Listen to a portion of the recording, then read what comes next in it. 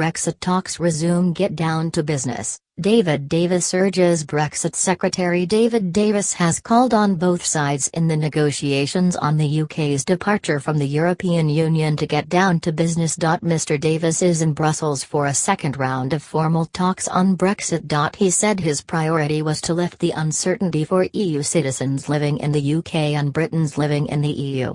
The EU says there must be substantial progress on this, and on a financial settlement and the issue of the Irish border, before trade talks can begin. Point settled status. Mr. Davis said, "We made a good start last month, and this week we'll be getting into the real substance. Protecting the rights of all our citizens is the priority for me going into this round, and I'm clear that it's something we must make real progress on." The meeting comes after Chancellor Philip Hammond told the BBC's Andrew Marr show that businesses were holding off from investing in the UK because of uncertainty about Brexit. All you need to know about Brexit reality check: will the UK pay a €60 billion divorce bill? Blair, EU could compromise on freedom of movement. Earlier this month, Theresa May's offer to give the 3 million EU citizens in the UK settled status after Brexit was immediately dismissed by European Council President Donald Tusk as below our expectations. And Michel Barnier, the European Commission's chief Brexit negotiator, has said there are still major differences between the EU and UK on the rights of EU citizens living in Britain.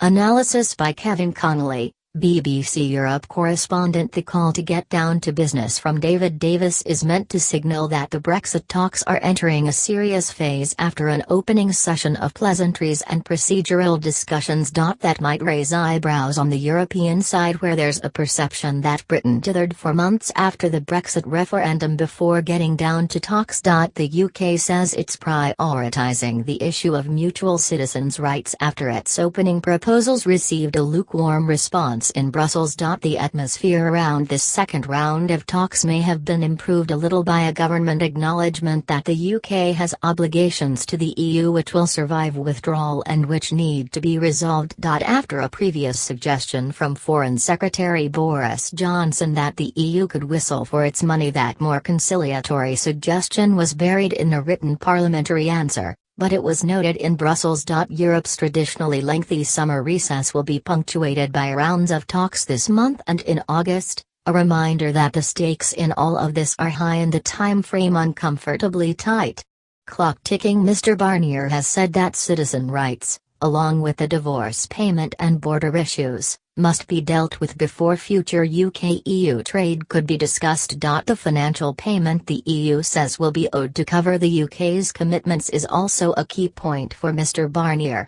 Estimates have put the amount at anywhere from €60 billion to €100 billion, £53.89 billion.